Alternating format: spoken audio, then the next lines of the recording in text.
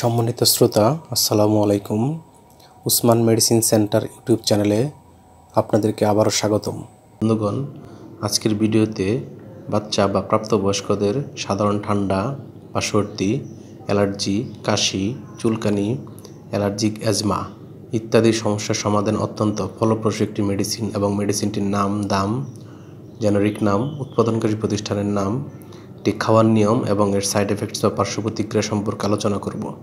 তবে ভিডিওটি শুরু করার আগে আপনাদের প্রতি অনুরোধ, আপনি যদি আমার চ্যানেলে নতুন হন তাহলে অবশ্যই চ্যানেলটি সাবস্ক্রাইব করবেন এবং লাইক, কমেন্টস এবং শেয়ার করবেন।